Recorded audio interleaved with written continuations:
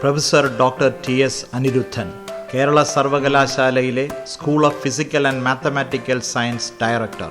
രസതന്ത്ര ഗവേഷണത്തിൽ ഇന്ത്യയിലെയും വിദേശത്തെയും ഏത് ശാസ്ത്രജ്ഞനെയും വെല്ലാൻ പോകുന്ന പ്രാഗൽഭ്യം തനിക്കുണ്ട് എന്ന് തെളിയിച്ച പ്രതിഭാശാലി. രസതന്ത്ര ശാഖയ്ക്ക് മൗലികമായ ഒരുപാട് സംഭാവനകൾ നൽകിയ മഹത് വ്യക്തി.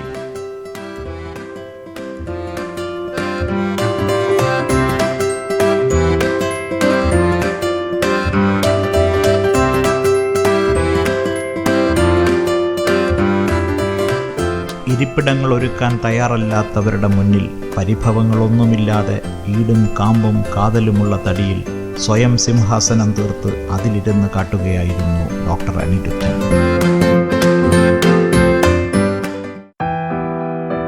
ആധുനിക വിദ്യാഭ്യാസത്തിൻ്റെ മൗലിക ഭാവങ്ങളൊന്നും കടന്നുവരാത്ത ഒരു ഉൾഗ്രാമത്തിൻ്റെ മൂല്യങ്ങളിൽ കാലുറപ്പിച്ച് നിന്നുകൊണ്ട് തന്നെ ഗവേഷണ നഭസ്സിലെ ഉച്ചസൂര്യനായി ഉയരാൻ ഡോക്ടർ അനിരുദ്ധന് എങ്ങനെ കഴിഞ്ഞു എന്നത് പുത്തൻ തലമുറ അറിയണം. അനിരുദ്ധൻ സാറിൻ്റെ ജീവിതപാതയിലെ കല്ലും മുള്ളും പൂവും തേടിയുള്ള ഒരു ലഘുയാത്ര. എറണാകുളം ജില്ലയിലെ വാരാപ്പുഴ പാലത്തിനു സമീപമുള്ള കടമക്കുടി ഗ്രാമം ലോകപ്രശസ്തമാണ്. പൊക്കാളി എന്ന അപൂർവ ഇനം നെല്ല് വിളയുന്ന പച്ചപ്പാടങ്ങൾ പരന്ന് കിടന്നിരുന്ന ഒരു ദ്വീപ് സമൂഹം. പട്ടണത്തിൻ്റെ കൗശലങ്ങളും കാപട്യങ്ങളുമൊക്കെ കടന്നു വരാത്ത ഒരു ചെറുഭൂമിക. നന്മകളും നാട്ടുമൂല്യങ്ങളും മാത്രം പേറിയിരുന്ന ഒരു കൊച്ചു ഗ്രാമം. 6 മാസം പൊക്കാളി കൃഷിയും 6 മാസം ചെമ്മീൻ കൃഷിയും അതായിരുന്നു ഒരു കാലത്ത് കടമക്കുടിയുടെ പതിവ്. നെല്ലിന് വില കിട്ടാതെ വന്നപ്പോൾ, കൃഷി ചെയ്യാൻ ആളില്ലാതെ വന്നപ്പോൾ മാറി മാറി ഞണ്ടും ചെമ്മീനും മത്സ്യങ്ങളും കൃഷി ചെയ്ത് ഉപജീവനം കഴിക്കുന്ന പാവപ്പെട്ടവർ. 1 കിലോ ഭാരം വരുന്ന ഞണ്ടിന് വില കിട്ടുമെന്നുള്ളതുകൊണ്ട് വീട്ടിലെ വിരുന്ന് മേശയിൽ കറിയാക്കാൻ മടിക്കുന്നവരാണ് ഇന്ന് ഏറെയും. വിദേശത്തെ മുന്തിയ ഭക്ഷണപ്പുരകളിൽ സമ്പന്നൻ്റെ വിശപ്പ് തീർക്കാൻ വിളയുന്ന മത്സ്യം കടമക്കുടിക്കാരൻ്റെ വിയർപ്പാണ് എന്ന് ആരോർക്കാം.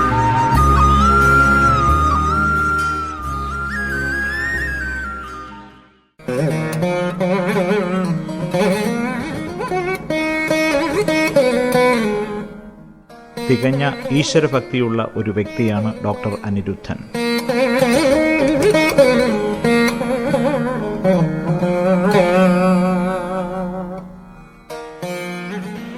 ഞാൻ ജനിച്ചു വളർന്നത് കടമക്കുടിയിലാണ്. ഈ ക്ഷേത്രത്തിൻ്റെ പേര് കട്ടത്രക്കാവ് ഭഗവതി ക്ഷേത്രമാണ്. ഏകദേശം 350ഓളം വർഷം പഴക്കമുള്ള ഒരു ക്ഷേത്രമാണ്. ഈ ക്ഷേത്രത്തിലെ ബിംബം സ്വയംഭൂ ശിലയിലാണ് ഈ ബിംബം ഉണ്ടാക്കിയേക്കുന്നത്. ഇതിൻ്റെ ഒരു ഐതിഹ്യം പറയുന്നത്, ഒരു കർഷകൻ ഇത് കളച്ചുകൊണ്ടിരിക്കുമ്പോഴേക്കും തൂമ്പയിൽ നിന്ന് ബ്ലഡ് വന്നിട്ട് ആ ബ്ലഡ് എവിടെ നിന്നാണ് വന്നതെന്ന് നോക്കിയപ്പോഴേക്കും ഒരു ബിംബം അവിടെ നിന്ന് കിട്ടി. ആ കർഷകൻ ആ ബിംബം എടുത്തിട്ട് തമ്പുരാക്കന്മാരുടെ കാലഘട്ടമായതുകൊണ്ട് തമ്പുരാക്കന്മാർക്ക് അത് കൊടുത്തിട്ട് ഇവിടെ പണിത അതിൻ്റെ പ്രതിഷ്ഠ നടത്തിയത് ഇവിടെയാണ്. ഇവിടെ ഉത്സവം നടക്കാറുണ്ട്. ഉത്സവം സാധാരണ ഫെബ്രുവരി അവസാനം അല്ലെങ്കിൽ മാർച്ച് ആദ്യ ആഴ്ചയിലായിരിക്കും ഉത്സവം നടക്കുന്നത്. എൻ്റെ ചെറുപ്പത്തിലെ ഉത്സവത്തിലൊക്കെ ഞാൻ ഈ കർപ്പൂരമൊക്കെ വിറ്റ് നടന്ന സ്ഥലമാണ്. ഞാനാണ് ഏറ്റവും കൂടുതൽ കർപ്പൂരമൊക്കെ വിറ്റ് ഭക്തർക്ക് കൊടുത്തതൊക്കെ. അന്ന് അതൊരു സമ്പാദ്യമായിരുന്നു. കർപ്പൂരം വിറ്റ് കാശുണ്ടാക്കുക. അതിനുശേഷം മറ്റേ ഒട്ടകം മയിലുണ്ടല്ലോ, ആന ഒട്ടകം മയിലൊക്കെ അത് കഴിഞ്ഞിട്ട് അത് കഴിക്കും. പിന്നെ ലോട്ടെടുക്കലുണ്ട്. ലോട്ടും കഴിഞ്ഞിട്ട് അതിനൊക്കെ ഒരു സമ്പാദ്യമായിരുന്നു. ഉത്സവത്തിനൊക്കെ ഭയങ്കര ഇതാണ്. ഇന്നിപ്പോൾ ഞാൻ ജോലി തിരുവനന്തപുരത്താണെങ്കിൽ പോലും അല്ലെങ്കിൽ എവിടെയെങ്കിലും ആണെങ്കിലും ഞാൻ ആ ഉത്സവത്തിൻ്റെ ദിവസങ്ങളിലൊക്കെ ഞാൻ ഇവിടെ വന്ന് അത് ആഘോഷിക്കാറുണ്ട്. കട്ടത്രക്കാവ് ഭഗവതിയാണ് എൻ്റെ വിശ്വാസം.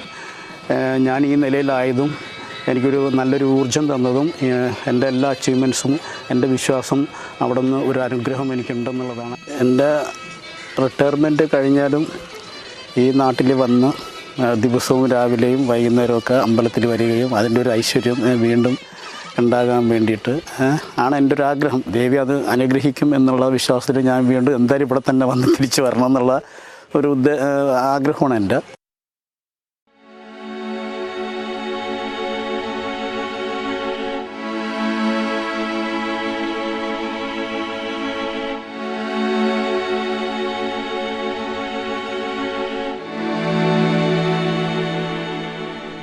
വിണ്ടുകീറിയ ചുമരുകൾക്കും മാറാല കെട്ടിയ ജനലിനും ചാരെ നിന്ന് 60 വർഷം കൊണ്ട് ഓടിത്തീർത്ത ദൂരം അദ്ദേഹം ഓർത്തെടുക്കുന്നു. ബാല്യത്തിലും കൗമാരത്തിലും താൻ കൊണ്ട വെയിലുകൾ, പശിയടക്കാൻ പാടുപെട്ട നാളുകൾ, പഠിക്കാനും ഉയരങ്ങൾ കീഴടക്കാനും നാം വിട്ട ആഗ്രഹങ്ങൾ കുമിളകൾ പോലെ വന്ന് പൊട്ടുമോയെന്ന് ഭയന്ന കെട്ട നാളുകൾ.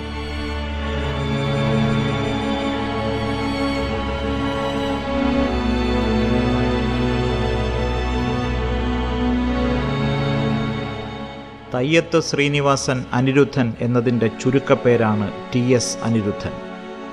ആൾതാമസമില്ലാതെയായിട്ടും ഇടിഞ്ഞു വീഴാൻ മടിച്ചു നിൽക്കുന്ന തയ്യത്ത് തറവാട്. എൻ്റെ അമ്മയുടെ വീട് നാരായണമംഗലത്താണ്, തൃശ്ശൂർ ജില്ലയിൽ ആണ്. അവിടെയാണ് ഞാൻ ജനിച്ചത്. പക്ഷേ അമ്മ ഒരു വർഷത്തിന് ശേഷം ഞാൻ ഇവിടെ വന്ന് വളർന്നൊക്കെ ഇവിടെയാണ്. വീട്ടിൻ്റെ പേര് തയ്യത്തെന്നാണ്. അച്ഛൻ്റെ പേര് ശ്രീനിവാസൻ, അമ്മയുടെ പേര് ജാനകി. അന്ന് അച്ഛൻ്റെ ചേട്ടന്മാരും അവരെ അനിയന്മാരും ഒക്കെ ഇട്ട് താമസിച്ച ഒരു വീടാണ്, തറവാടാണിത്. അന്ന് 20ഓളം പേര് ഞങ്ങൾ ഒന്നിച്ച് താമസിച്ച ഒരു വീടാണ്. അന്ന് കറണ്ടൊന്നും ഉണ്ടായിരുന്നില്ല. അന്നത്തെ സൗകര്യം വെച്ച് നോക്കുമ്പോഴേക്കും ഒരു സാധാരണ ഇതിനേക്കാളും ചെറിയ വീടുകളാണ് മറ്റുള്ള വീട്. എങ്കിലും 10-20 പേര് ഒന്നിച്ച് താമസിച്ച ഒരു വീട്ടിലാണ് ഞാനും വളർന്നത്. അത്രയൊക്കെ സൗകര്യങ്ങളൊക്കെ അന്ന് ഉണ്ടായിരുന്നുള്ളൂ. പിന്നീട് വളരെ റീസെൻ്റായിട്ട് ഞാൻ MSCക്കോ അല്ലെങ്കിൽ PhDക്കോ പഠിച്ചുകൊണ്ടിരിക്കുമ്പോഴും മണ്ണെണ്ണ വിളക്കായിരുന്നു ഇവിടെ. മണ്ണെണ്ണ തന്നെയാണ് വിളക്ക്. കറണ്ട് പിന്നീടാണ് വന്നത്.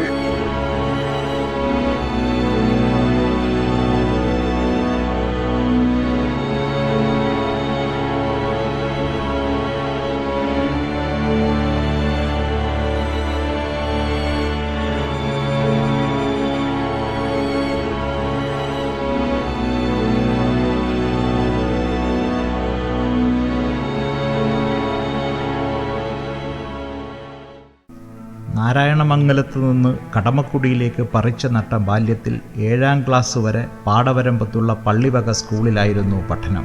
അമിതമായ അച്ചടക്കത്തിൻ്റെ ചട്ടക്കൂടിൽ അക്ഷരങ്ങൾ വെളിച്ചമാണ് എന്ന് അനിരുദ്ധൻ തിരിച്ചറിഞ്ഞു.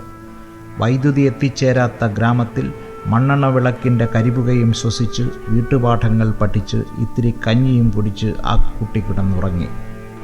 7ാം ക്ലാസ് കഴിഞ്ഞപ്പോൾ അകലെയുള്ള ഞാറയ്ക്കൽ ഹൈസ്കൂളിലായി പഠനം. ഇടവിട്ട് കിടക്കുന്ന ചെറുതുരുത്തുകൾ മാറി മാറി കയറാൻ കടത്തുവഞ്ചികൾ പലതിലും തുഴയെറിഞ്ഞു.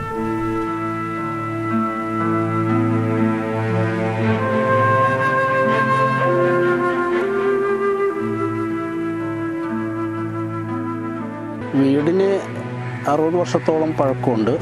വിദ്യാഭ്യാസം ഇവിടെ നിന്ന് ഏതാണ്ട് 1.5 കിലോമീറ്റർ വടക്കോട്ട് മാറിയിട്ടാണ് ഒരു പള്ളി സ്കൂളുണ്ട്. ആ പള്ളി സ്കൂളിലാണ് ഞാൻ 1 തൊട്ട് 7 വരെയും പഠിച്ചത്. അതിനുശേഷം പിന്നെ 8, 9, 10 ഹൈസ്കൂളിലൊക്കെ ഇവിടെ നിന്ന് രാവിലെ ഞങ്ങൾ വഞ്ചിക്ക് 1.5 മണിക്കൂർ വഞ്ചി യാത്ര ഉണ്ട് അവിടെ. അത് ഞാറക്കൽ എന്ന് പറഞ്ഞ സ്ഥലത്താണ് ഞാൻ ഹൈസ്കൂളിലൊക്കെ പഠിച്ചത്. പ്രീ ഡിഗ്രിക്ക് ഞാൻ പഠിച്ചത് SNM കോളേജ് മാലിങ്കരായിരുന്നു. അത് ഇവിടെ നിന്ന് 1.5 കിലോമീറ്റർ അപ്പുറത്തോട്ട് പോയിട്ട് ഒരു കടത്ത് കടന്നിട്ട് ചാത്തനാടെന്ന് പറഞ്ഞ സ്ഥലത്ത് പോയിട്ട് ചാത്തനാടെന്ന് 2 ബസ് കയറിയിട്ടാണ് ഈ മാലിങ്കര എത്തുന്നത്. പ്രീ ഡിഗ്രി കഴിഞ്ഞിട്ട് ഞാൻ പിന്നെ BSCക്കും MSCക്കും പഠിച്ചത് SH കോളേജ് തേവരയിലായിരുന്നു. അത് ഇതേപോലെ അന്ന് പിന്നെ യാത്രാ സൗകര്യങ്ങളൊന്നും ഉണ്ടായിരുന്നില്ല. 6-7 ഐലൻഡുകളിൽ കടത്തിറങ്ങുന്ന പഞ്ചായത്ത് കടത്തുകളുണ്ട്. ഒരു സ്ഥലത്തു നിന്ന് വേറൊരു സ്ഥലത്തേക്ക് പോകുന്നതെല്ലാം വഞ്ചിയിലാണ്. ആ വഞ്ചിയിൽ കയറിയിട്ട് ഓരോ ഐലൻഡും കടന്നിട്ട് ഏകദേശം ഒരു 3-3.5 മണിക്കൂറോളം യാത്ര ചെയ്തിട്ടാണ് ഈ പറഞ്ഞ എറണാകുളത്ത് ചെല്ലുന്നത്. എറണാകുളത്ത് ചെന്നാൽ മാത്രമേ നമുക്ക് ബസ്സിൽ പോയിട്ട് പോകാൻ പറ്റുള്ളൂ. അങ്ങനെ ഞാൻ MSc BSc അവിടെ തന്നെ പഠിച്ചത്. അന്നും ഇന്നും കേരളത്തിലെ അഭിമാന കലാലയങ്ങളിലൊന്നായ SH തേവര കോളേജിൽ പഠിക്കുമ്പോഴാണ് അനിരുദ്ധന് രസതന്ത്രത്തിലേക്ക് അടുപ്പം തോന്നിത്തുടങ്ങിയത്. പ്രൊഫസർ KV തോമസ് സാർ എൻ്റെ അധ്യാപകനാണ്. അങ്ങനെ ഒരുപാട് പ്രഗത്ഭരായ അധ്യാപകരുടെ ക്ലാസ്സൊക്കെ എടുത്തിട്ടുണ്ട്. ഒരു അയ്യർ സാറൊക്കെ ഉണ്ടായിരുന്നു കെമിസ്ട്രിയിൽ, കർത്ത സാർ ഉണ്ടായിരുന്നു. ഇവരൊക്കെ നല്ല ഓർഗാനിക് കെമിസ്ട്രിയിൽ നല്ല മിടുക്കന്മാരായിരുന്നു. അവരെ ക്ലാസ് കേട്ടിട്ടാണ് ഇത് ഇത്രയും ഇൻട്രസ്റ്റ് ആയത്. വോളിബോൾ കളിക്കുമായിരുന്നു. വോളിബോൾ ഇവിടെ പിന്നെ ക്യാപ്റ്റനായിരുന്നു ഞാൻ ആ കാലഘട്ടത്ത്. അക്ഷരം പഠിക്കാനും അറിവ് നേടാനും മാത്രമല്ലായിരുന്നു ആ യാത്രകൾ. പ്രകൃതിയെ അറിയുന്ന നല്ല പാഠങ്ങൾ പകർന്നു കിട്ടുന്നതായിരുന്നു ഓരോ യാത്രയും. ഏകദേശം 3.5 മണിക്കൂർ യാത്ര ചെയ്തിട്ടാണ് ഞാൻ കോളേജിലൊക്കെ എത്തുന്നത്. എങ്കിലും പഠിക്കാനൊക്കെ അന്നും മിടുക്കനായിരുന്നു. മിക്കവാറും കോളേജിലൊക്കെ പഠിക്കുമ്പോൾ ഫസ്റ്റ് എനിക്ക് തന്നെയാണ്. പിന്നെ വീട്ടിലാണെങ്കിൽ 10-20 പേര് താമസിക്കുന്ന സമയത്ത് നമുക്ക് അതിൻ്റെ കൂട്ടത്തിലിരുന്ന് പഠിക്കാനുള്ള ഒരു അവസരവും സന്ദർഭമൊന്നും കിട്ടാറില്ല. സാധാരണ നമുക്ക് പഠിക്കാനൊന്നും സമയം കിട്ടാറില്ല. പലപ്പോഴും നമ്മൾ ശനിയും ഞായറൊക്കെ ആണ് കൂടുതലും പഠിക്കുന്നത്. ബോട്ടൊക്കെ വരുന്ന ഒരു കാലഘട്ടമായിട്ടായിരുന്നു. ആ ബോട്ട് എന്ന് പറയുന്നത് എന്നാലും 3.5 മണിക്കൂർ ബോട്ടിൽ ഇരുന്നിട്ടാണ് എറണാകുളത്ത് ചെല്ലുന്നത്. അപ്പോൾ ഇതിൽ കടന്നു പോകും. ഈ എല്ലാ ഐലൻഡും ടച്ച് ചെയ്തിട്ടാണ് ഈ ബോട്ട് പോകുന്നത്. ചില സമയത്ത് തിരക്കില്ലെങ്കിലും നമുക്ക് ബോട്ടിൽ നിന്നൊക്കെ വായിക്കാം. അന്നും ഈ പറഞ്ഞ പോലെ കെമിസ്ട്രി പുസ്തകങ്ങളൊക്കെ ആയിട്ടാണ് നമ്മൾ ഇന്നിപ്പോൾ പിള്ളേർക്ക് ഒരു പുസ്തകം ചുമന്ന് നടക്കാനൊന്നും പറ്റില്ല. അന്ന് ഇതേപോലെ ഈ പറഞ്ഞ ഫിസിക്സ് കെമിസ്ട്രി ടെക്സ്റ്റ് ബുക്കും ഇൻഓർഗാനിക്കിൻ്റെയും ഓർഗാനിക്കിൻ്റെ പിന്നെ ജെറി മാർച്ചിൻ്റെ ഒക്കെ ഞാനിപ്പോഴും ഓർക്കുന്നുണ്ട്. ഈ പുസ്തകങ്ങളൊക്കെ ഭയങ്കര വലിയ പുസ്തകങ്ങളൊക്കെ ചുമന്ന് എടുക്കും. ഞാൻ ബാഗിലെടുത്തിട്ട് കാരണം ഇത് ബോട്ടിൽ സൗകര്യം കിട്ടുകയാണെങ്കിൽ സമയം കിട്ടുകയാണെങ്കിൽ ബോട്ടിലിരുന്ന് വായിക്കാമെന്നാണ്. സാധാരണ നമ്മൾ ഈ കളപ്പുര ചെന്നിട്ടാണ് വായിക്കുന്നത്. പിന്നെ അങ്ങനെ നമ്മൾ നടന്ന് ഇത്രയും ഐലൻഡുകൾ കടന്ന് ഏതാണ്ട് 10-15 ഐലൻഡ്സ് ഉണ്ട്. അപ്പോൾ ശരിക്കും പറഞ്ഞാൽ ഒരു പ്രകൃതി ആ സമയത്തൊക്കെ ആ പ്രകൃതി ഭംഗി നമ്മൾ ശരിക്കും ആസ്വദിച്ചിട്ടുണ്ട് ഞാൻ. പിന്നെ എൻ്റെ റിസർച്ചും ഏകദേശം എനിക്ക് തോന്നുന്നത് അതോട് ബന്ധപ്പെട്ട് വരാൻ കാരണം എനിക്കാണ് ഈ പ്രകൃതി അനുഭവം അതെല്ലാം നല്ലത് വരുത്താനും അതനുസരിച്ചിട്ടാണ് ഞാൻ അവിടെ ചെന്നപ്പോഴേക്കും ഇന്ത്യൻ ഓഷനെ കുറിച്ചോ അറബിക്കടലിനെ കുറിച്ചൊക്കെ എനിക്ക് പഠിക്കാനായിട്ട്, പിന്നെ റിവർ സിസ്റ്റം പെരിയാർ റിവറിനെ കുറിച്ചൊക്കെ ആ ജലമായിട്ട് ബന്ധപ്പെട്ട്, പിന്നെ പ്രത്യേകിച്ചും എൻ്റെ വീട്ടുകാർ കർഷക കുടുംബമാണ്. 6 മാസം നെൽകൃഷിയും 6 മാസം ചെമ്മീൻ കൃഷിയൊക്കെയാണ്. അപ്പോൾ ആ കുടുംബത്തിൽ വളർന്നുകൊണ്ട് തീർച്ചയായിട്ടും ഞാൻ അവരുടെ കൂടെ ഇരുന്ന് നിൽക്കുമ്പോഴേക്കും എനിക്ക് ചെമ്മീൻ കെട്ടും വെള്ളവും അതിൻ്റെ ഭംഗിയൊക്കെ അന്നേ ഞാൻ അനുഭവിച്ചിട്ടുണ്ട്. അതനുസരിച്ചിട്ട് ആണ് ഞാൻ ആ റിസർച്ചിലേക്കും വന്നത്. ഇത് വേമ്പനാട് കായൽ. ഡോക്ടർ അനിരുദ്ധൻ്റെ വീട്ടിന് 100 ചുവട് മാത്രം അകലത്തിൽ അറബിക്കടലിനെ കാണാനുള്ള തത്രപ്പാടിൽ ഒഴുകുന്നു. 2 ആൾ താഴ്ചയുള്ള കായലിൽ തുഴവീശിയും കഴകുത്തിയും തഴക്കം വന്ന കരുത്താണ് അനിരുദ്ധൻ സാറിൻ്റെ കൈകൾക്ക്. മുളക്കമ്പ് പിടിച്ച് തഴമ്പ് വന്ന കൈകളിൽ പിന്നെ മഷിപ്പേന പിടിക്കാനുള്ള യോഗം വന്നിട്ടും പിന്നിട്ട ദൂരങ്ങളും നാടും മറക്കാത്ത നഗരനാട്യങ്ങൾ അല്പവുമില്ലാത്ത ഡോക്ടർ അനിരുദ്ധൻ. ഏതാഴങ്ങളിലും കഴകുത്തി കരക്കടിപ്പിക്കാനുള്ള ഈ കരുത്ത് അദ്ദേഹത്തിന് ജീവിതയാത്രയിൽ വളരെ വലിയ പാഠങ്ങൾ നൽകിയിരിക്കണം. ഇത് നീന്തി അങ്ങ് വരും, അത് വീണ്ടും തിരിച്ചങ്ങ് പോകും. ചില സമയത്ത് ഉണ്ടാവില്ല. ഇതങ്ങ് പിന്നെ അഴീക്കോട് വരെയുണ്ട്. ചെറായി കഴിഞ്ഞിട്ട് അഴീക്കോട് വരെ, അവിടെ നിന്ന് പാർമൗത്ത് കൊച്ചിയിൽ. അതെ, അനിരുദ്ധൻ സാറിൻ്റെ പൂർവികർ ഗോവയിൽ നിന്ന് കടൽ മാർഗം ചെറായിയിൽ 16-ാം നൂറ്റാണ്ടിൽ കുടികയറിയവരാണ്. പോർട്ടുഗീസ് ആക്രമണത്തെ തുടർന്ന് ഗോവയിലെ ജനതയെ നിർബന്ധിച്ച് മതപരിവർത്തനം നടത്താൻ പോർട്ടുഗീസുകാർ തുനിഞ്ഞപ്പോൾ കടൽ മാർഗം കർണാടകത്തിലും കൊച്ചിയിലും കടന്നു വന്നവരാണ് അനിരുദ്ധൻ സാറിൻ്റെ പൂർവികർ. പരമ്പരാഗതമായി നെല്ലും മീനും കൃഷി ചെയ്ത് കഴിഞ്ഞവരുടെ പിന്മുറക്കാരാണവർ. ഇവിടെ നെൽകൃഷിയും പിന്നെ ചെമ്മീൻ കൃഷിയൊക്കെ നടത്തുന്ന സ്ഥലമാണിത്. ഇപ്പം ഈ നോക്കി ഇതിൻ്റെ വെള്ളം ഇപ്പോൾ അങ്ങ് പുറത്തോട്ട് ഇറങ്ങുകയാണ്. അപ്പോൾ ഇത് അറബിക്കടലിലേക്ക് പിന്നെ ലോട്ടായിട്ടാണ് ഇപ്പോൾ വെള്ളം ഇറക്കുവാണ്. ആ സമയത്ത് നമ്മളൊരു നെറ്റ് വെച്ചിട്ട് ഇത് മൊത്തം ഇതിൽ പറയുന്നത് തൂമ്പ് എന്ന് പറയുന്നത്. ഈ തൂമ്പ് നെറ്റ് വെച്ചിട്ട് ഈ നെറ്റിൻ്റെ വെള്ളം മാത്രമേ പോകുള്ളൂ. ബാക്കി മീനും ചെമ്മീനൊക്കെ അതിൻ്റെ ഉള്ളിൽ നിൽക്കും. ഞങ്ങൾ പ്രത്യേകിച്ചൊന്നും ഇത് കയറുന്നത് ഇതിൻ്റെ ഉള്ളിൽ നിന്ന് ഇങ്ങനെ പുറത്തുനിന്ന് അകത്തോട്ട് കയറും. ആ സമയത്ത് ഇവിടെ ചെറിയ വല വെക്കും നമ്മൾ. അങ്ങനെ അകത്തോട്ട് കയറിയിട്ട് ഇതിൽ തന്നെ വളർന്നിട്ടാണ് അതിൻ്റെ ഒരു സൈസ്, പ്രത്യേക സൈസൊക്കെ ആകുമ്പോഴേക്കും അത് നമ്മൾ രാത്രി ഒരു പെട്രോമാക്സ് അല്ലെങ്കിൽ മണ്ണെണ്ണയുടെ റാന്തലൊക്കെ വെച്ചിട്ട് നമ്മൾ മീനൊക്കെ ആകർഷിച്ച് അതിലേക്ക് അവിടെ അടുത്ത് വരുമ്പോഴേക്കും ഒരു വല വെച്ചിട്ട് ആ വലയിൽ ആണ് നമ്മളെടുത്ത് വഞ്ചിയിലൊക്കെ ആക്കുന്നത്. ഇതൊക്കെ അനുഭവ പാഠങ്ങൾ.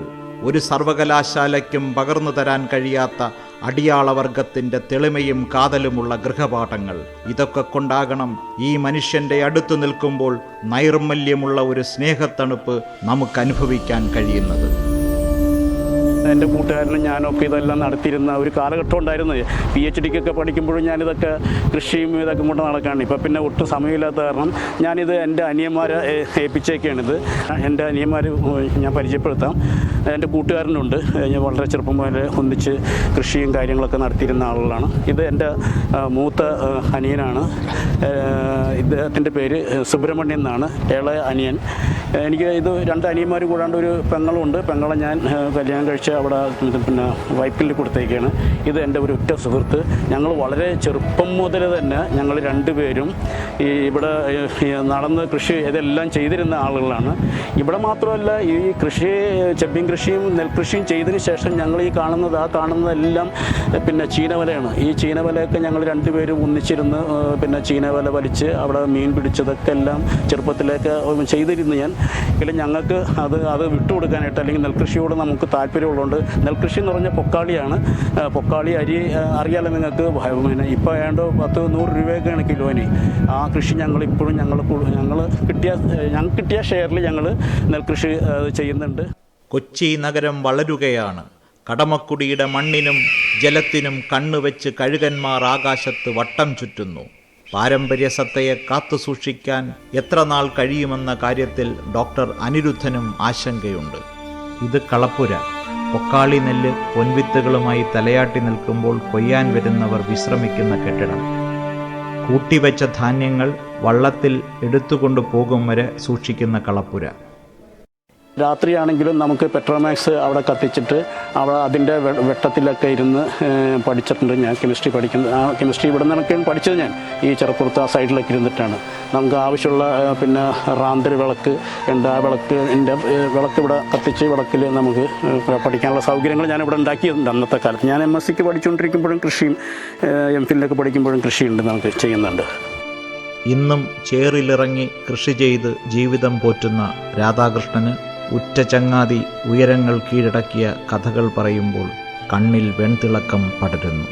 ഈ കാണുന്ന പാടത്ത് ഒരുപാട് കഷ്ടപ്പെട്ട് ചെടിയൊക്കെ ഇറക്കി വരമ്പൊക്കെ നമ്മൾ ഉണ്ടാക്കി ഒരുപാട് കഷ്ടപ്പെട്ട് അവിടെ നിന്നൊക്കെ മഞ്ചിക്ക് കൊണ്ടുവന്ന് ചെടി ഇറക്കി ഞാനും അവനും കൂടി ഒരുപാട് കഷ്ടപ്പെട്ടിട്ടുണ്ട്. അതുപോലെ പഠിക്കുന്ന സമയത്തും മാലിന്യർ പഠിച്ച് പോയി വരുന്ന സമയത്തും ഒരു 3-4 മണിയാകുമ്പോൾ വീട്ടിലെത്തും. കഷ്ടപ്പെട്ട് കറുത്തൊക്കെ ഇറങ്ങിയിട്ട് വരണം.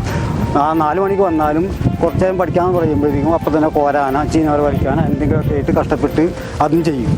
അങ്ങനെ രാത്രി ആകുമ്പോഴത്തേക്കും ഒരു 8-9 മണിയാകുമ്പോൾ അവൻ്റെ മുറിയിൽ എന്നെ വിളിക്കും. ഞങ്ങൾ 2 പേരും അവിടെ കിടന്ന് ഞാൻ കിടക്കുകയും ചെയ്യും, അവൻ പഠിക്കുകയും ചെയ്യും. 2 മണി 1 മണിയൊക്കെ ആവും അവനെ കിടക്കാൻ. ഞാൻ കിടന്നു പോകും. നേരം വെളുക്കുമ്പോൾ പിന്നെ എവിടെയെങ്കിലും ക്ലാസ് അല്ലെങ്കിൽ പണിക്കാണെങ്കിൽ അത് പണിയുണ്ടെങ്കിൽ പണിക്ക് പോകാമെന്ന് പറയും. എങ്കിലും നമ്മൾ ഒരുമിച്ച് അങ്ങനെ ചെയ്ത് ആ ഒരു കൂട്ട് നമ്മൾ അങ്ങനെ സംവിധാനം ചെയ്തിട്ടുണ്ടെങ്കിലും ഇന്ന് വരെ ഒരു പ്രശ്നവും അങ്ങനെ ഉണ്ടായിട്ടില്ല. ഇന്ന് നാട്ടിൽ ചെല്ലുമ്പോൾ കയറി കിടക്കാൻ അനിരുദ്ധൻ സാറിന് വാരാപ്പുഴയിലൊരു വീടുണ്ട്.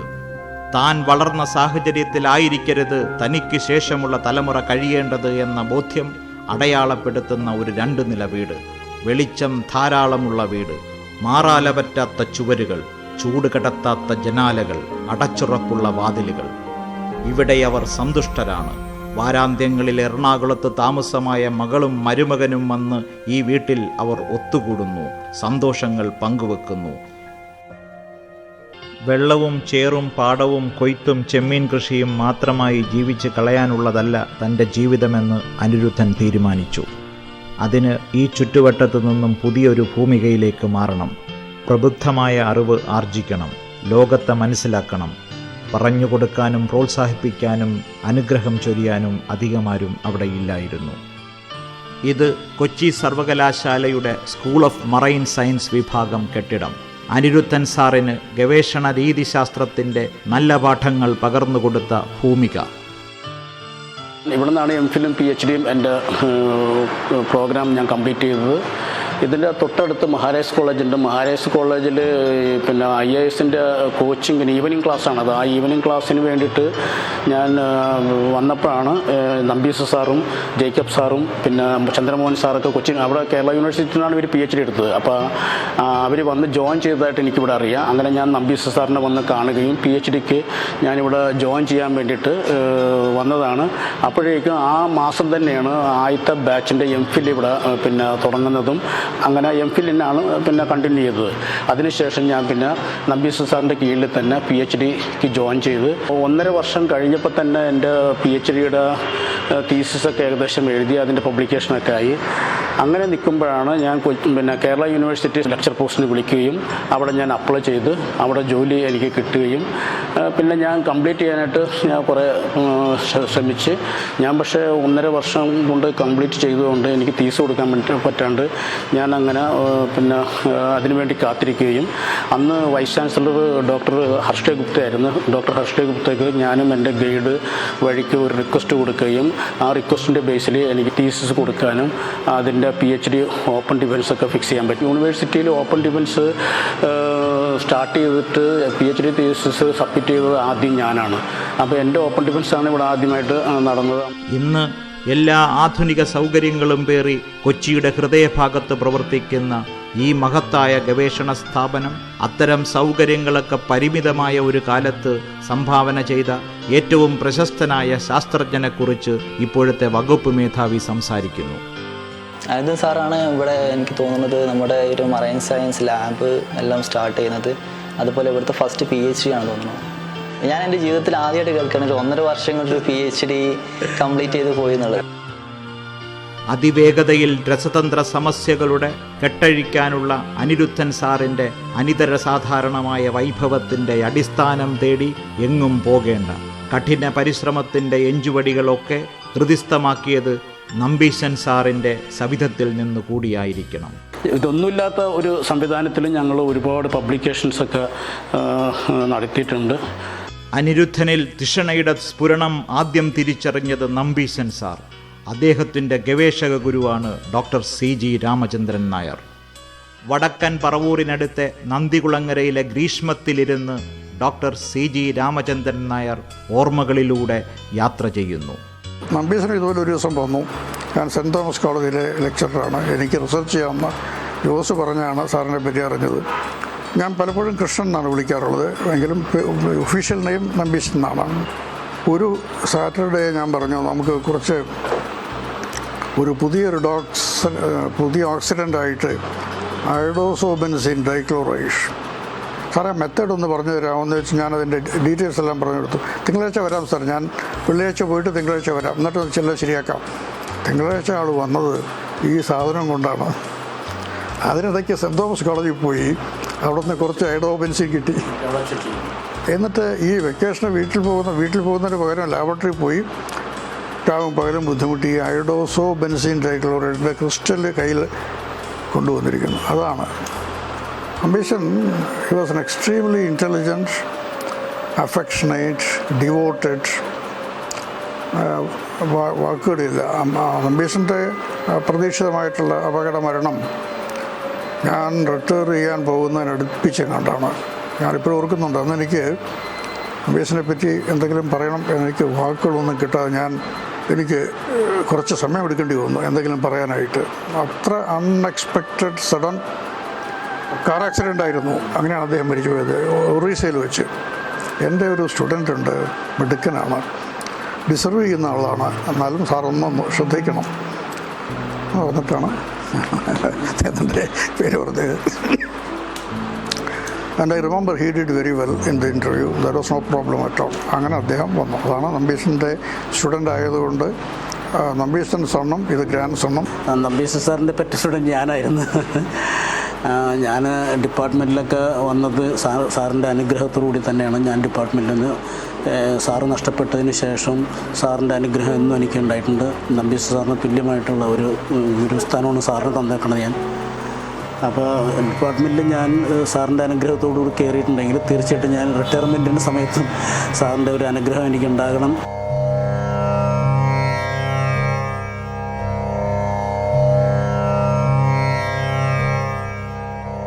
എത്ര ആത്മാർത്ഥതയോടെയാണ് അദ്ദേഹം ഗവേഷണത്തെയും അധ്യാപനത്തെയും കണ്ടിരുന്നത് എന്ന് നന്ദിപൂർവ്വം ഓർക്കുകയാണ് അദ്ദേഹത്തിൻ്റെ പ്രിയ വിദ്യാർത്ഥികൾ.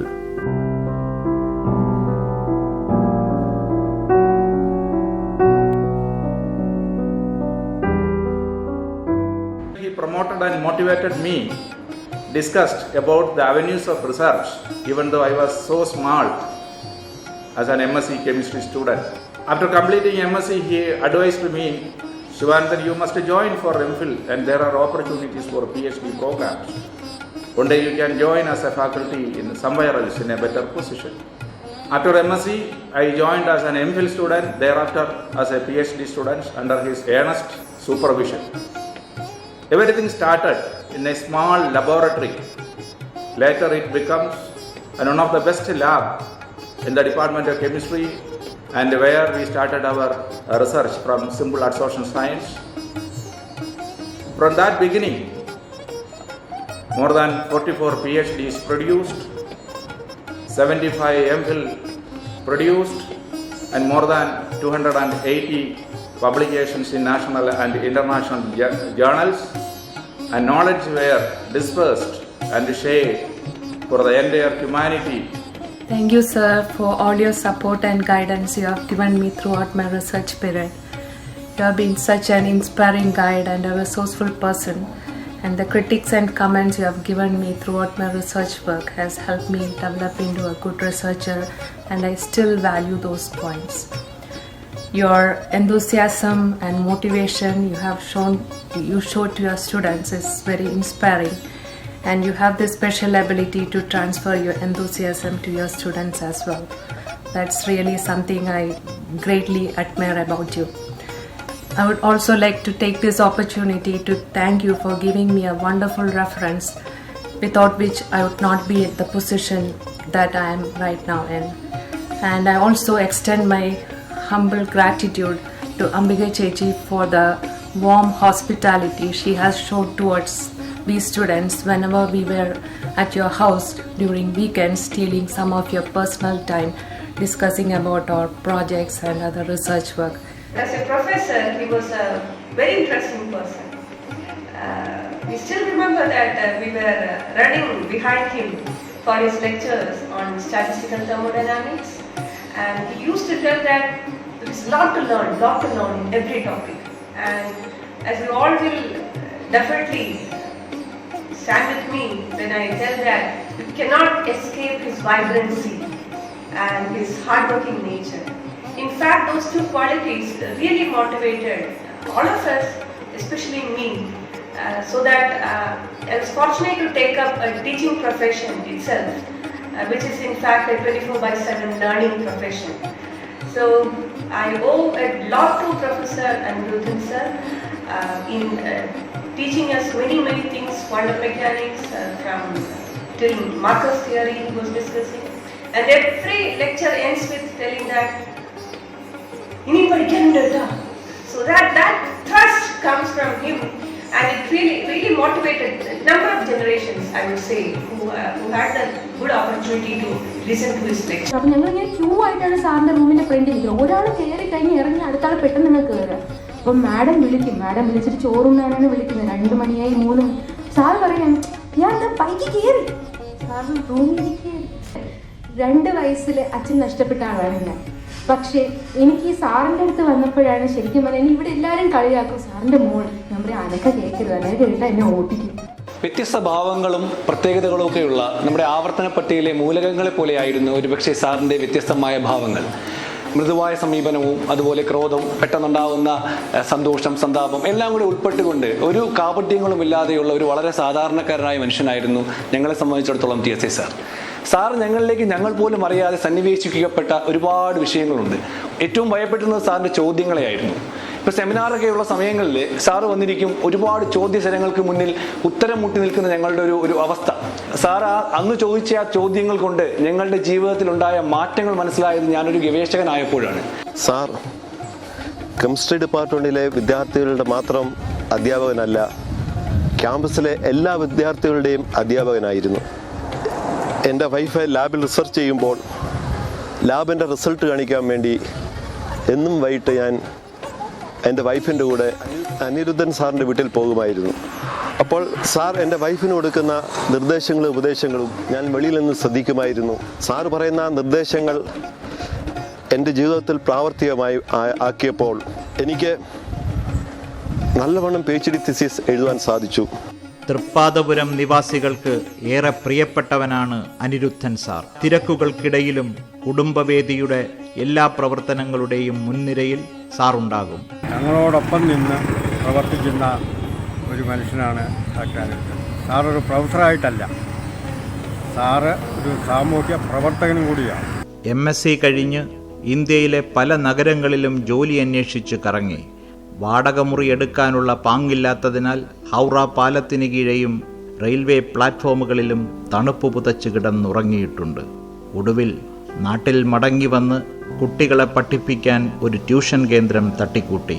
അതുകൊണ്ട് ഒരു നേട്ടമുണ്ടായി, സാറിൻ്റെ ജീവിതത്തിലെ ഏറ്റവും പ്രധാന നേട്ടം. അന്നേരമൊക്കെ ഞാൻ ഇങ്ങനെ 10ാം ക്ലാസ്സിലൊക്കെ ആറായപ്പോഴത്തേക്കും ട്യൂഷനൊക്കെ പോകാനുള്ള ഒരു ഇതൊക്കെ ആയപ്പോഴത്തേക്കും പുറത്തേക്കൊന്നും വിടണ്ടെന്നൊക്കെ എൻ്റെ അമ്മയോട് വന്ന് പറയും. ഞാൻ തന്നെ പഠിപ്പിച്ചോളാം. അങ്ങനെ ട്യൂഷൻ സെൻ്ററൊക്കെ ഉണ്ടാക്കി. എനിക്കങ്ങനെ പരാതിയൊന്നുമില്ല. എനിക്ക് സാറിൻ്റെ സ്റ്റുഡൻസിനെയൊക്കെ സഹായിക്കുന്നതാണ് എനിക്കിഷ്ടം. കാരണം എനിക്ക് കിട്ടാത്തൊരു വിദ്യാഭ്യാസം എൻ്റെ ഭർത്താവിനിലൂടെ എനിക്കത് എനിക്കും കൂടി ആണെന്നുള്ള ഒരു ഇതുണ്ടായിരുന്നു എനിക്ക്. അപ്പോൾ അതുകൊണ്ട് എനിക്കത് സന്തോഷം തന്നെയായിരുന്നു. ചെറുപ്പം മുതലേ എനിക്കൊരു ആഗ്രഹം എന്ന് പറഞ്ഞാൽ എൻ്റെ അനിരുദ്ധൻ ചേട്ടന് കേരള യൂണിവേഴ്സിറ്റി അല്ല, മറ്റേ കോളേജിലെ ലെക്ചറായിട്ട് ജോലി കിട്ടണമെന്ന് മാത്രമേ ഞാൻ വിചാരിച്ചിട്ടുള്ളൂ. മോളുടെ കല്യാണത്തിന് മുമ്പാണെങ്കിലും ആകെ 2 സിനിമയ്ക്ക് പോയിട്ടുള്ളത്. എൻ്റെ മകളുടെ കാര്യത്തിൽ ശ്രദ്ധിക്കാൻ പറ്റിയില്ല എങ്കിൽ പോലും വിദ്യാഭ്യാസമൊക്കെ കഴിഞ്ഞ് ഒരു ജോലിയൊക്കെ ആയി കല്യാണമൊക്കെ കഴിഞ്ഞ് നല്ല ഒരു വീട്ടിലാണ് കൊടുത്തേക്കുന്നത്. വലിയ പ്രശ്നമൊന്നുമില്ല, നല്ല കാര്യം. എങ്കിൽ പോലും 44 പിള്ളേരുടെ PhDയും 75 പിള്ളേരുടെ MPhilഉം അതുപോലെ തന്നെ 150ഓളം MTech MSc പിള്ളേരുടെ ഡെസർട്ടേഷൻ വർക്കുകളൊക്കെ ചെയ്യാനായിട്ട് പറ്റി. അവരുടെ കാര്യത്തിലൊക്കെ അവർക്ക് സന്തോഷം അതിലുണ്ട്. യാതൊരു തരത്തിലുള്ള കുറവുകളൊന്നും ഞാനിതുവരെ ഈ സമയത്തൊന്നും കണ്ടെത്തിയിട്ടില്ല. എൻ്റെ മകളെ പോലെ തന്നെയാണ് RSS സ്കോളേഴ്സിന് എല്ലാവരും ഞാൻ എടുത്തേക്കുന്നത്. മക്കളെ ഉയരങ്ങളിലെത്തിക്കാൻ നെട്ടോട്ടമോടുന്ന രക്ഷിതാക്കളുടെ ഇടയിൽ അനിരുദ്ധൻ സാർ വ്യത്യസ്തനായിരുന്നു. അനിരുദ്ധൻ സാറിൻ്റെ കളരിയിൽ പരിശീലനം ലഭിച്ചിറങ്ങിയവർ ആരും പതിരായില്ല. 10 മടങ്ങ് മാറ്റുമായി അതിപ്രശസ്തമായ സ്ഥാപനങ്ങളിൽ അവർ ഇന്ന് ജോലി ചെയ്യുന്നു. അനിരുദ്ധൻ സാർ ഓസ്യത്തായി അവർക്ക് പകർന്നു നൽകിയ നൈതികത കാത്തുസൂക്ഷിച്ചുകൊണ്ട് തന്നെ തൻ്റെ പരീക്ഷണശാലകളിൽ പാകം ചെയ്തെടുക്കുന്ന പുത്തൻ രസതന്ത്ര അറിവുകൾ ലോകപ്രശസ്തമായ ഗവേഷണ ജേണലുകളിൽ അതിവേഗം അംഗീകരിക്കപ്പെടുന്നു എന്നതാണ് അദ്ദേഹത്തെ വ്യത്യസ്തനാക്കുന്ന പ്രധാന ഘടകം. സാധാരണക്കാരായിട്ടുള്ള കുട്ടികളെ തിരഞ്ഞെടുത്ത് അവർക്ക് നല്ല രീതിയിൽ അവരുടെ ഗവേഷണം പൂർത്തിയാക്കാനും നല്ല നല്ല പ്രബന്ധങ്ങളും പേപ്പറുകളും പബ്ലിഷ് ചെയ്യാനൊക്കെ കഴിയും. സാറിന് കഴിഞ്ഞ ഈ 32 വർഷത്തെ പ്രവർത്തനത്തിനിടയിൽ 44 PhD, 75ഓളം MPhil ഡിഗ്രികളും അതുപോലെ തന്നെ 280-ലധികം പബ്ലിക്കേഷൻസും ഏതാണ്ട് 10,000-ഓളം സൈറ്റേഷൻസും നേടാനൊക്കെ കഴിയും. H-Index ഒരുപക്ഷെ കേരള യൂണിവേഴ്സിറ്റിയിലെ ഏറ്റവും ഹയസ്റ്റ് ആയിട്ടുള്ള 52ഓളം H-Indexും അദ്ദേഹത്തിന് നേടാൻ കഴിഞ്ഞു. I-10 index 148. കാര്യവട്ടവും പരിസരവും ഏറെ മാറി. അതോടൊപ്പം ഡോക്ടർ അനിരുദ്ധനും വളർന്നു. നാളത്തെ രസതന്ത്ര പ്രതിഭകളാണിവർ. കാര്യവട്ടത്തെ രസതന്ത്ര വിഭാഗത്തിലെ അമ്ലരസത്തിൽ കുരുത്തുവരുന്ന പുത്തൻ ശാസ്ത്രജ്ഞർ. അവരുടെ മുഖത്ത് സന്തോഷം മാത്രമേയുള്ളൂ. രസതന്ത്ര വകുപ്പിലെ അധ്യാപകരും അതീവ സന്തോഷത്തിലാണ്. കാരണം മറ്റൊന്നുമല്ല, അനിരുദ്ധൻ സാർ പടിയിറങ്ങുന്നില്ല. വളരെ ചുരുക്കം പേർക്ക് മാത്രം ലഭിക്കുന്ന കേന്ദ്ര ഗവൺമെൻറ്റിൻ്റെ BSR UGC ഫാക്കൽറ്റി ഫെലോഷിപ്പിന് അദ്ദേഹം അർഹനായിരിക്കുന്നു. തുടർന്നും കാര്യവട്ടത്തെ സർവകലാശാല രസതന്ത്ര വകുപ്പിലെ ആർഭാടങ്ങളില്ലാത്ത പഴയ മുറിയിൽ അദ്ദേഹം കാണും, ഔദ്യോഗികമായി തന്നെ. ഞാൻ അനിരുദ്ധ സാറിൻ്റെ കീഴിൽ PhD ചെയ്യാൻ ഭാഗ്യം സിദ്ധിച്ച 44 പേരിൽ ഒരാളാണ്. സാർ ഒരു സംഭവം തന്നെയാണ്. അത് ഒരു മഹാഭാഗ്യമാണ് ഞങ്ങൾക്ക്. സാറിനെ നമുക്ക് സാറായി കിട്ടിയതിൽ അതിൽ അതിയായ സന്തോഷമുണ്ട്. എന്നും ഉണ്ടാവും, ഞങ്ങൾ സാറിൻ്റെ കൂടെ എപ്പോഴും ഉണ്ടാവും. സർവകലാശാല തലപ്പത്ത് അനിരുദ്ധൻ സാർ വഹിച്ചതിനേക്കാൾ ഉയരമുള്ള പീഠങ്ങളിൽ ഇരുന്നവർ ഒരുപാട് പേരുണ്ടാകും. ആധുനിക ശാസ്ത്രീയ അളവുകോലുകൾ വെച്ച് നോക്കിയാൽ അദ്ദേഹത്തോളമോ അതിലേറെയോ ഗവേഷക ഔന്നത്യത്തിലുള്ളവരും ഉണ്ടാകും. പാടത്ത് പണിയെടുക്കാൻ വരുന്ന തൊഴിലാളികൾക്ക് പകൽ ചായ ചേർത്തു കൊടുത്തും നിലാവ് കെട്ട രാത്രികളിൽ തോളിൽ ചണച്ചാക്കും തൂക്കി ചേറിലിറങ്ങി തവള പിടിച്ച് കയറ്റുമതിക്കാർക്ക് മറിച്ചു നൽകിയും സ്വരുക്കൂട്ടിയ ഇത്തിരി തുട്ടുകൊണ്ട് ആരുടെയും കൈതലോടൽ പോലുമില്ലാതെ ജീവിതം നൽകാൻ മടിച്ചതൊക്കെ ജീവിച്ച് ജീവിതത്തോട് തിരിച്ചു വാങ്ങിയ മനുഷ്യനാണ് professor doctor T S Anirudhan.